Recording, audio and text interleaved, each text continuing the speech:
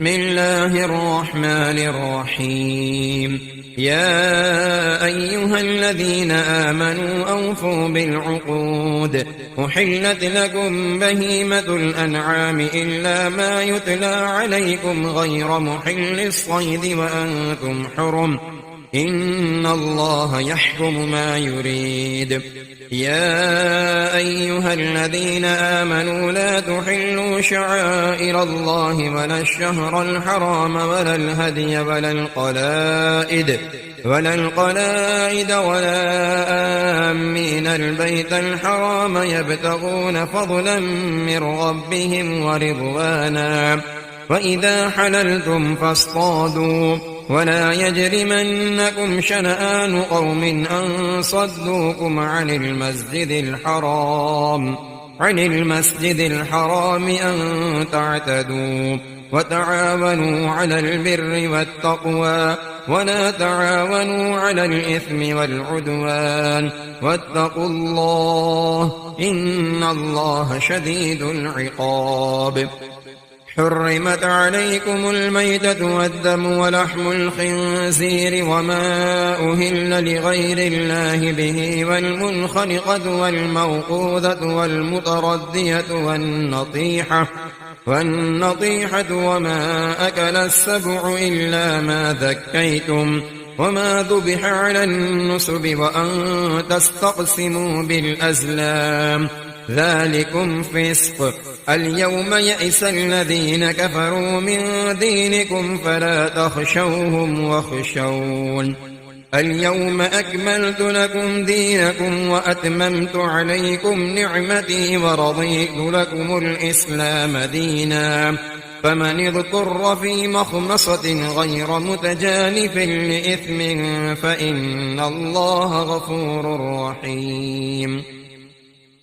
يسألونك ماذا أحل لهم قل أحل لكم الطيبات وما علمتم من الجوارح مكلبين تعلمونهن مما علمكم الله فكلوا مما أمسكن عليكم واذكروا اسم الله عليه واتقوا الله إن الله سريع الحساب اليوم أحل لكم الطيبات وطعام الذين أوتوا الكتاب حل لكم وطعامكم حل لهم والمحصنات من المؤمنات والمحصنات من الذين أوتوا الكتاب من قبلكم إذا آتيتموهن أجورهن محصنين غير مسافحين ولا متخذي أخدان ومن يكفر بالإيمان فقد حبط عمله وهو في الآخرة من الخاسرين يا أيها الذين آمنوا إذا قمتم إلى الصلاة فاغسلوا وجوهكم وأيديكم إلى المرافق وامسحوا برؤوسكم وأرجلكم إلى الكعبين وإن كنتم جنبا فاطهروا وإن كنتم مرضى أو على سفر أو جاء أحد منكم من الغائط أو لامستم النساء فلم تجدوا ماء فتيمموا صعيدا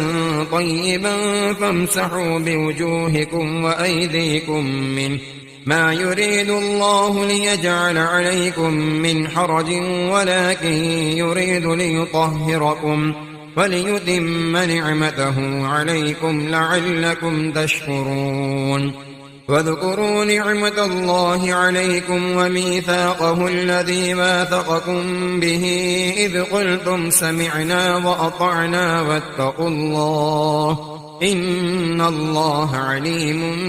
بذات الصدور يا أيها الذين آمنوا كونوا قوامين لله شهداء بالقسط ولا يجرمنكم شنآن قوم على ألا تعدلوا اعدلوا هو أقرب للتقوى واتقوا الله إن الله خبير بما تعملون. وعد الله الذين آمنوا وعملوا الصالحات لهم مغفرة وأجر عظيم، والذين كفروا وكذبوا بآياتنا أولئك أصحاب الجحيم. يا أيها الذين آمنوا اذكروا نعمة الله عليكم إذ هم قوم أن يبسطوا إليكم أيديهم فكف أيديهم عنكم واتقوا الله، وعلى الله فليتوكل المؤمنون. ولقد أخذ الله ميثاق بني إسرائيل وبعثنا منهم 12 نقيبا، وقال الله إني معكم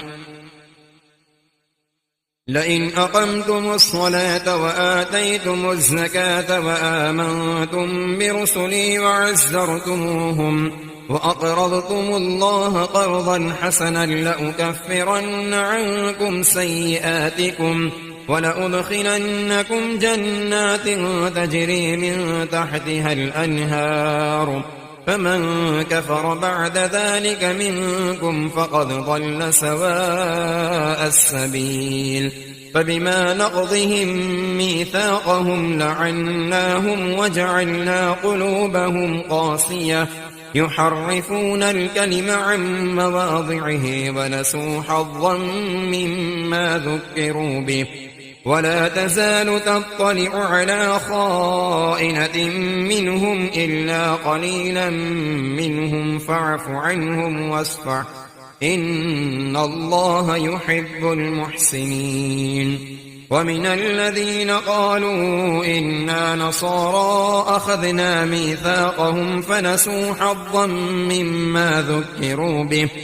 فأغرينا بينهم العداوة والبغضاء إلى يوم القيامة، وسوف ينبئهم الله بما كانوا يصنعون. يا أهل الكتاب قد جاءكم رسولنا يبين لكم كثيرا مما كنتم تخفون من الكتاب ويعفو عن كثير. قد جاءكم من الله نور وكتاب مبين يهدي به الله من اتبع رضوانه سبل السلام ويخرجهم من الظلمات إلى النور بإذنه ويهديهم إلى صراط مستقيم.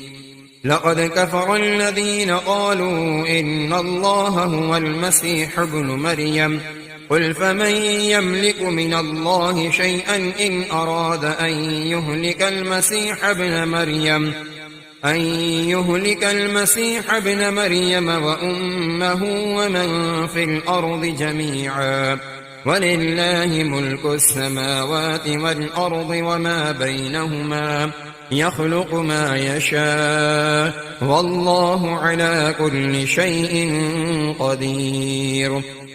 وقالت اليهود والنصارى نحن أبناء الله وأحباؤه، قل فلم يعذبكم بذنوبكم بل أنتم بشر ممن خلق يغفر لمن يشاء ويعذب من يشاء ولله ملك السماوات والأرض وما بينهما وإليه المصير. يا أهل الكتاب قد جاءكم رسولنا يبين لكم على فترة من الرسل أن تقولوا ما جاءنا من بشير ولا نذير، فقد جاءكم بشير ونذير والله على كل شيء قدير. وإذ قال موسى لقومه يا قوم اذكروا نعمة الله عليكم إذ جعل فيكم أنبياء وجعلكم ملوكا وآتاكم ما لم يؤت أحدا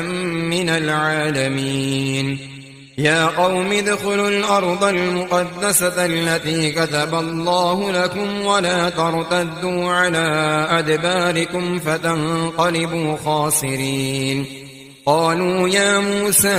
إن فيها قوما جبارين وإنا لن ندخلها حتى يخرجوا منها فإن يخرجوا منها فإنا داخلون قال رجلان من الذين يخافون أنعم الله عليهم ادخلوا عليهم الباب فإذا دخلتموه فإنكم غالبون وعلى الله فتوكلوا إن كنتم مؤمنين قالوا يا موسى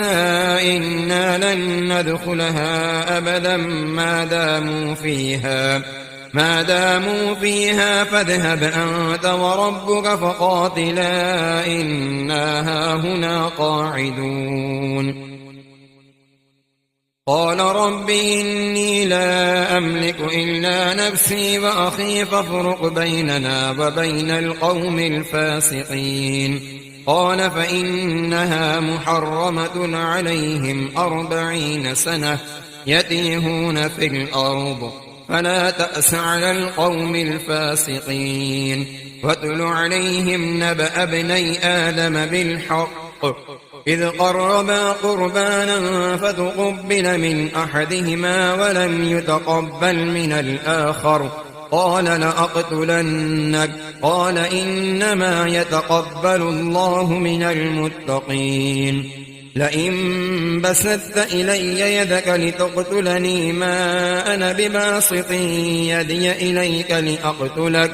إني أخاف الله رب العالمين إني أريد أن تبوء بإثمي وإثمك فتكون من أصحاب النار وذلك جزاء الظالمين فطوعت له نفسه قتل أخيه فقتله فأصبح من الخاسرين فبعث الله غرابا يبحث في الأرض ليريه كيف يواري سوءة أخيه قال يا ويلتى أعجزت أن أكون مثل هذا الغراب فأواري سوءة أخي فأصبح من النادمين من أجل ذلك كتبنا على بني إسرائيل أنه من قتل نفسا بغير نفس أو فساد في الأرض فكأنما قتل الناس جميعا ومن أحياها فكأنما أحيا الناس جميعا ولقد جاءتهم رسلنا بالبينات ثم إن كثيرا منهم بعد ذلك في الأرض لمسرفون إنما جزاء الذين يحاربون الله ورسوله ويسعون في الأرض فسادا أن يقتلوا أو يصلبوا أو تقطع أيديهم وأرجلهم من خلاف أو ينفوا من الأرض ذلك لهم خزي في الدنيا ولهم في الآخرة عذاب عظيم إلا الذين تابوا من قبل أن تقدروا عليهم فاعلموا أن الله غفور رحيم يا أيها الذين آمنوا اتقوا الله وابتغوا إليه الوسيلة وجاهدوا في سبيله لعلكم تفلحون إن الذين كفروا لو أن لهم ما في الأرض جميعا ومثله معه ليفتدوا به من عذاب يوم القيامة ما تقبل منهم ولهم عذاب أليم يريدون أن يخرجوا من النار وما هم بخارجين منها ولهم عذاب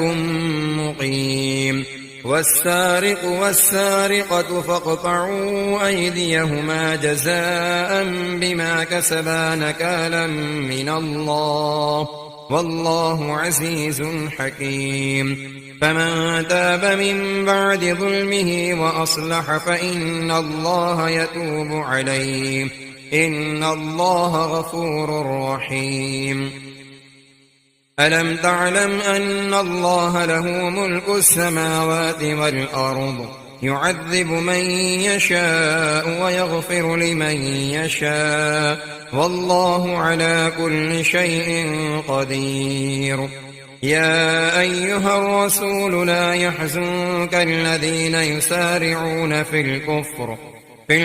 من الذين قالوا آمنا بأفواههم ولم تؤمن قلوبهم ومن الذين هادوا سماعون للكذب سماعون لقوم آخرين لم يأتوك يحرفون الكلم من بعد مواضعه يقولون إن أوتيتم هذا فخذوه وإن لم تؤتوه فاحذروا ومن يرد الله فتنته فلن تملك له من الله شيئا أولئك الذين لم يرد الله أن يطهر قلوبهم لهم في الدنيا خزي ولهم في الآخرة عذاب عظيم سماعون للكذب أكالون للسحت فإن جاءوك فاحكم بينهم أو أعرض عنهم وإن تعرض عنهم فلن يضروك شيئا وإن حكمت فاحكم بينهم بالقسط إن الله يحب المقسطين وكيف يحكمونك وعندهم التوراة فيها حكم الله ثم يتولون من بعد ذلك وما أولئك بالمؤمنين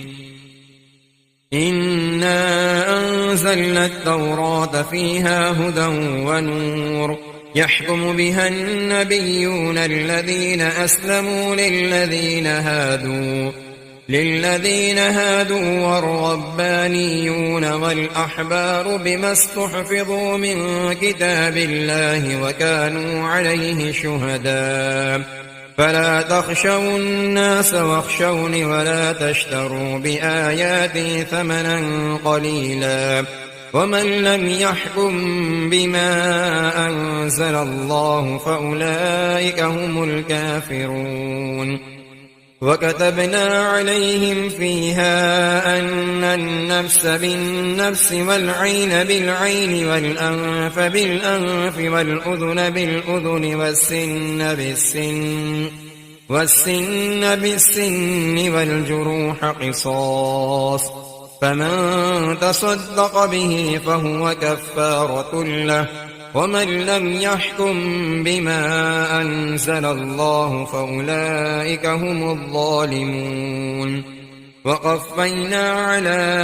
آثارهم بعيسى ابن مريم مصدقا لما بين يديه من التوراة وآتيناه الإنجيل فيه هدى ونور ومصدقا لما بين يديه من التوراة وهدى وموعظة للمتقين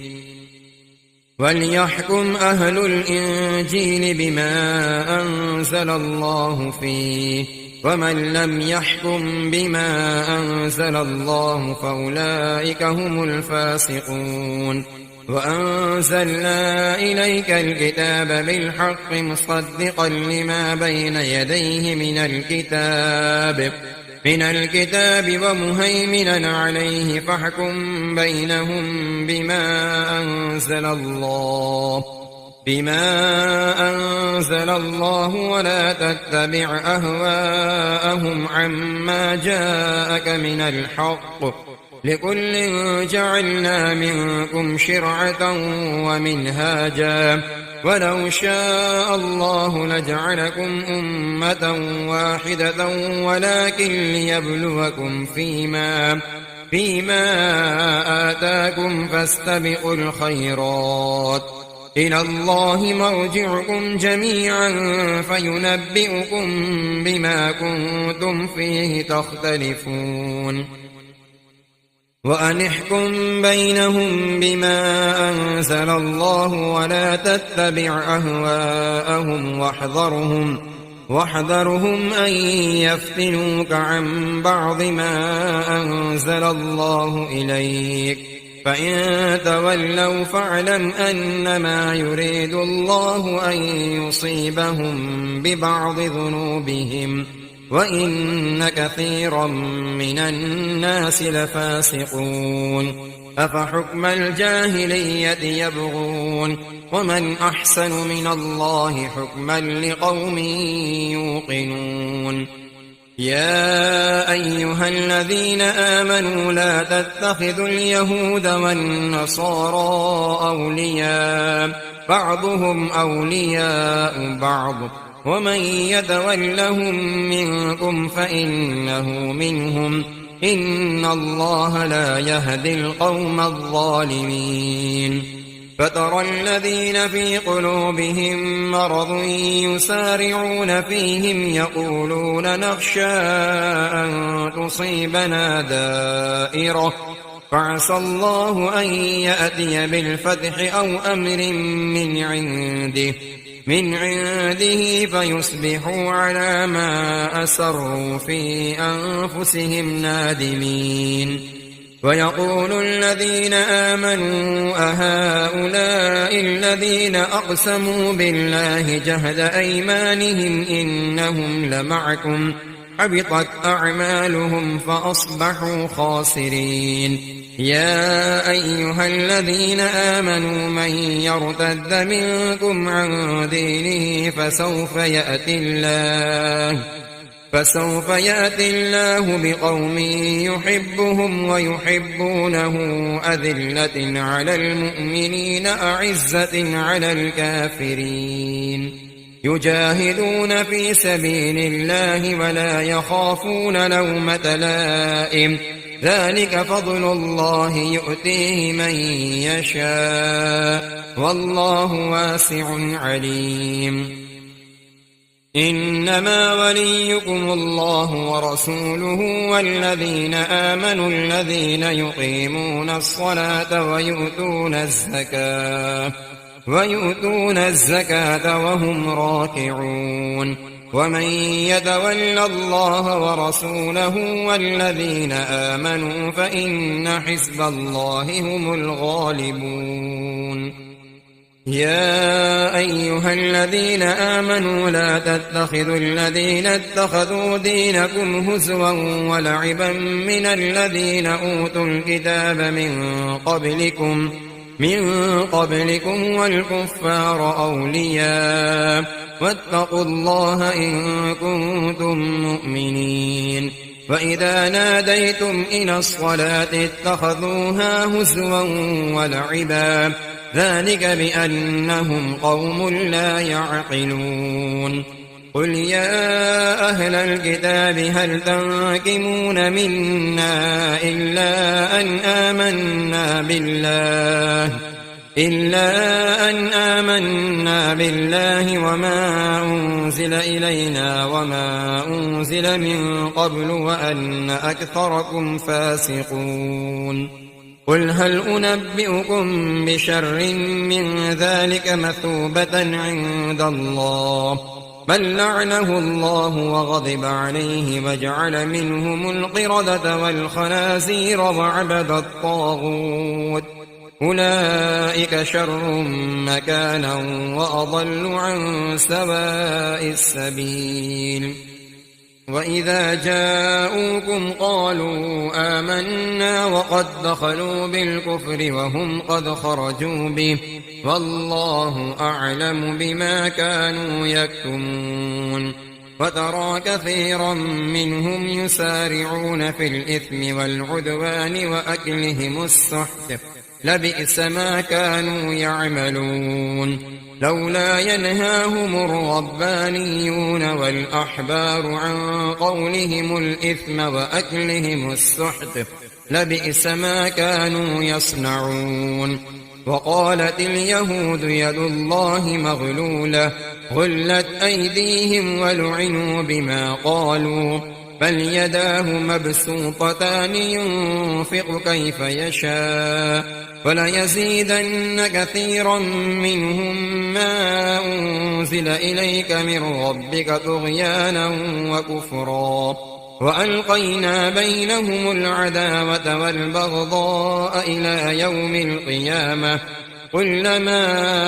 أوقدوا نارا للحرب أطفأها الله ويسعون في الأرض فسادا والله لا يحب المفسدين.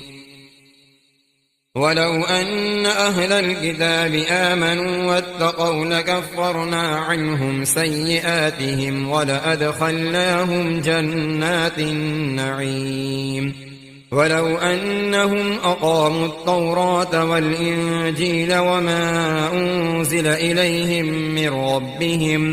من ربهم لأكلوا من فوقهم ومن تحت أرجلهم منهم أمة مقتصدة وكثير منهم ساء ما يعملون.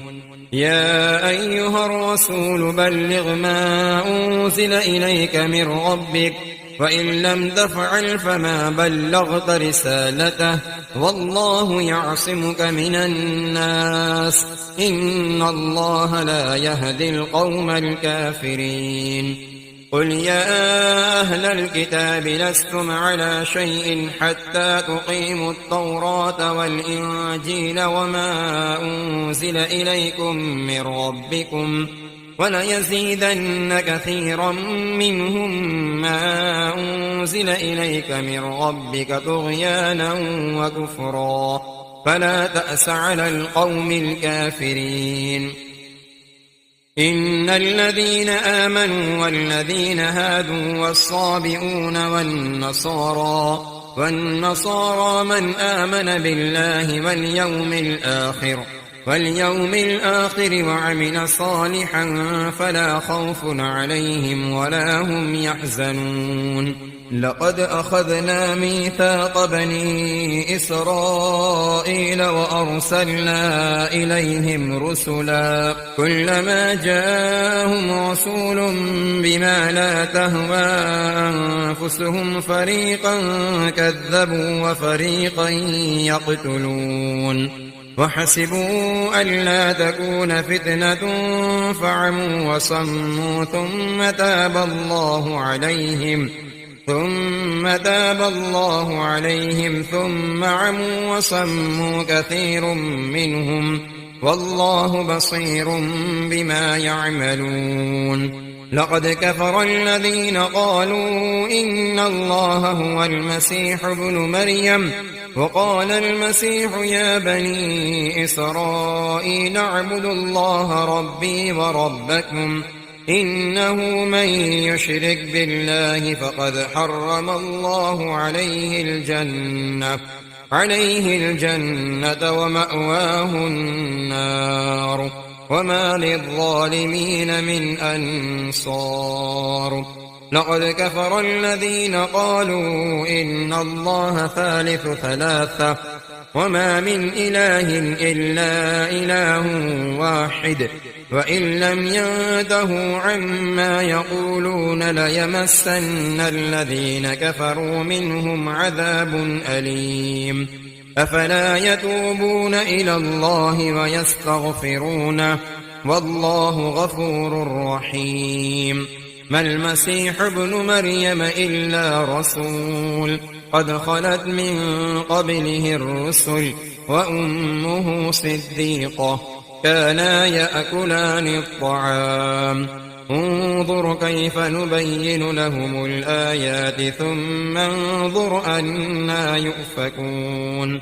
قل أتعبدون من دون الله ما لا يملك لكم ضرا ولا نفعا والله هو السميع العليم. قل يا أهل الكتاب لا تغلوا في دينكم غير الحق ولا تتبعوا أهواء قوم قد ضلوا من قبل وأضلوا كثيرا وضلوا عن سواء السبيل. لعن الذين كفروا من بني إسرائيل على لسان داود وعيسى بن مريم ذلك بما عصوا وكانوا يعتدون. كانوا لا يتناهون عن منكر فعلوه لبئس ما كانوا يفعلون. ترى كثيرا منهم يتولون الذين كفروا لبئس ما قدمت لهم أنفسهم أن سخط الله عليهم وفي العذاب هم خالدون. ولو كانوا يؤمنون بالله والنبي وما أنزل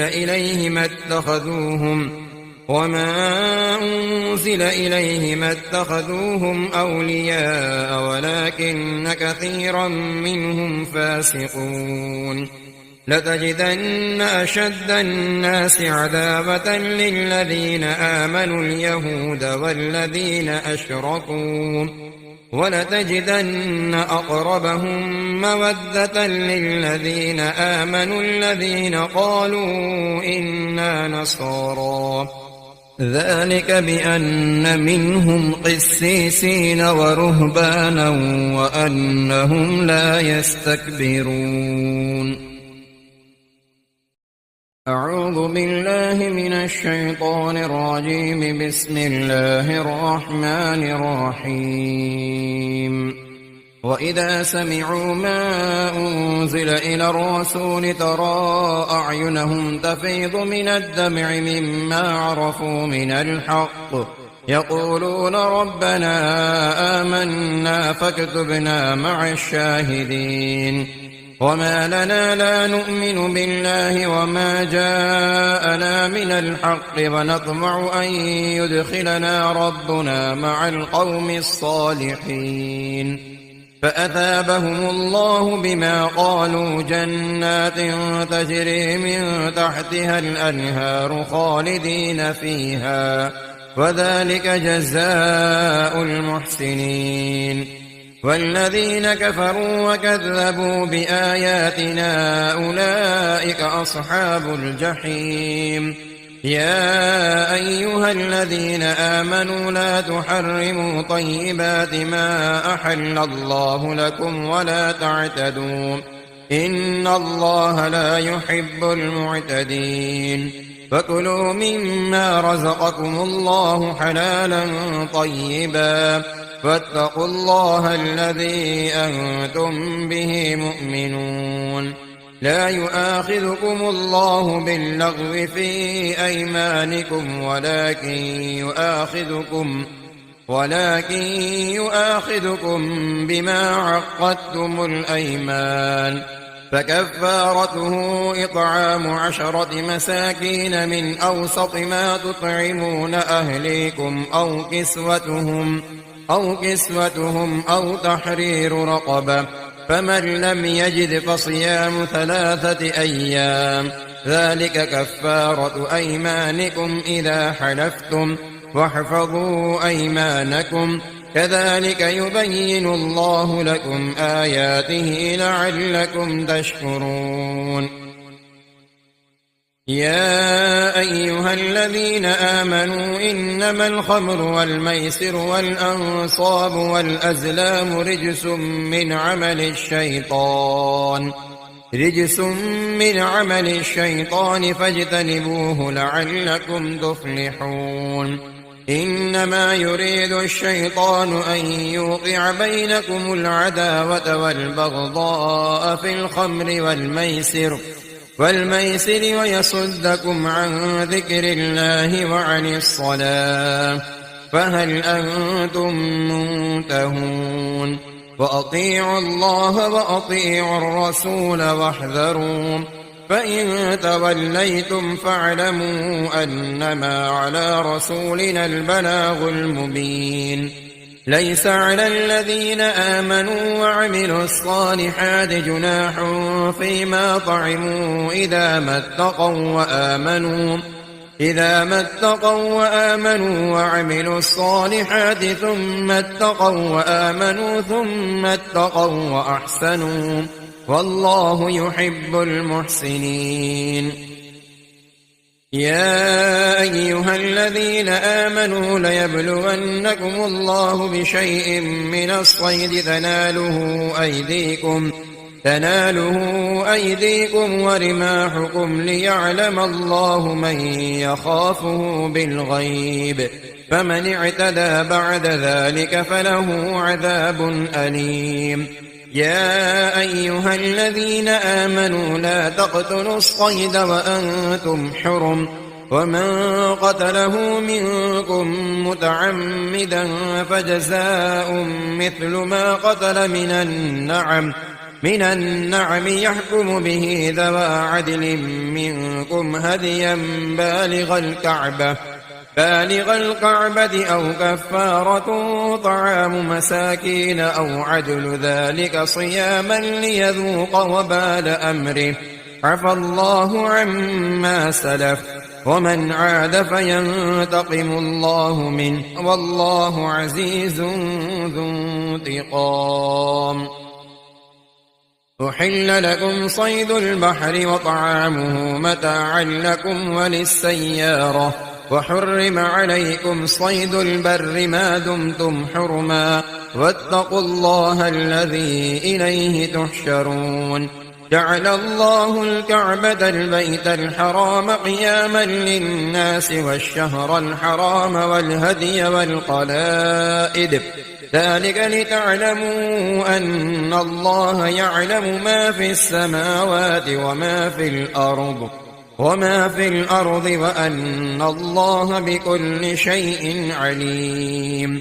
اعلموا أن الله شديد العقاب وأن الله غفور رحيم. ما على الرسول إلا البلاغ، والله يعلم ما تبدون وما تكتمون. قل لا يستوي الخبيث والطيب ولو أعجبك كثرة الخبيث، فاتقوا الله يا أولي الألباب لعلكم تفلحون. يا أيها الذين آمنوا لا تسألوا عن أشياء إن تبد لكم تسؤكم، وإن تسألوا عنها حين ينزل القرآن تبد لكم عفى الله عنها والله غفور حليم. قد سألها قوم من قبلكم ثم أصبحوا بها كافرين. ما جعل الله من بحيرة ولا سائبة ولا وصيلة ولا حام، ولكن الذين كفروا يفترون على الله الكذب وأكثرهم لا يعقلون. وإذا قيل لهم تعالوا إلى ما أنزل الله وإلى الرسول قالوا حسبنا ما وجدنا عليه آباءنا، أولو كان آباؤهم لا يعلمون شيئا ولا يهتدون. يا أيها الذين آمنوا عليكم أنفسكم لا يضركم من ضل إذا اهتديتم، إلى الله مرجعكم جميعا فينبئكم بما كنتم تعملون. يا أيها الذين آمنوا شهادة بينكم إذا حضر أحدكم الموت حين الوصية اثنان ذوى عدل منكم أو آخران من غيركم، إن أنتم ضربتم في الأرض فأصابتكم مصيبة الموت تحبسونهما من بعد الصلاة فيقسمان بالله إن ارتبتم لا نشتري به ثمنا ولو كان ذا قربى ولا نكتم شهادة الله إنا إذا لمن الآثمين فإن عثر على أنهما استحقا إثما فآخران يقومان مقامهما من الذين استحق عليهم الأوليان فيقسمان بالله لشهادتنا أحق من شهادتهما وما اعتدينا إنا إذا لمن الظالمين ذلك أدنى أن يأتوا بالشهادة على وجهها أو يخافوا أن ترد أيمان بعد أيمانهم واتقوا الله واسمعوا والله لا يهدي القوم الفاسقين يوم يجمع الله الرسل فيقول ماذا أجبتم قالوا لا علم لنا إنك أنت علام الغيوب إذ قال الله يا عيسى ابن مريم اذكر نعمتي عليك وعلى والدتك إذ أيدتك بروح القدس تكلم الناس في المهد وكهلا وإذ علمتك الكتاب والحكمة والتوراة والإنجيل وإذ تخلق من الطين كهيئة الطير بإذني فتنفخ فيها فتكون طيرا بإذني وتبرئ الأكمه والأبرص بإذني وإذ تخرج الموتى بإذني وإذ كففت بني إسرائيل عنك إذ جئتهم بالبينات فقال الذين كفروا منهم إن هذا إلا سحر مبين وإذ أوحيت إلى الحواريين أن آمنوا بي وبرسولي قالوا آمنا واشهد بأننا مسلمون إذ قال الحواريون يا عيسى ابن مريم هل يستطيع ربك أن ينزل علينا مائدة من السماء قال اتقوا الله إن كنتم مؤمنين قالوا نريد أن نأكل منها وتطمئن قلوبنا ونعلم أن قد صدقتنا ونكون عليها من الشاهدين قال عيسى ابن مريم اللهم ربنا أنزل علينا مائدة من السماء تكون لنا عيدا لأولنا وآخرنا وآية منك وارزقنا وأنت خير الرازقين قال الله إني منزلها عليكم فمن يكفر بعد منكم فإني أعذبه عذابا لا أعذبه أحدا من العالمين وإذ قال الله يا عيسى ابن مريم أأنت قلت للناس اتخذوني وأمي إلهين من دون الله قال سبحانك ما يكون لي أن أقول ما ليس لي بحق إن كنت قلته فقد علمته أعلم ما في نفسي ولا أعلم ما في نفسك إنك أنت علام الغيوب ما قلت لهم إلا ما أمرتني به أن اعبدوا الله ربي وربكم وكنت عليهم شهيدا ما دمت فيهم فلما توفيتني كنت أنت الرقيب عليهم وأنت على كل شيء شهيد إن تعذبهم فإنهم عبادك وإن تغفر لهم فإنك أنت العزيز الحكيم قال الله هذا يوم ينفع الصادقين صدقهم لهم جنات تجري من تحتها الأنهار خالدين فيها أبدا رضي الله عنهم ورضوا عنه ذلك الفوز العظيم لله ملك السماوات والأرض وما فيهن وهو على كل شيء قدير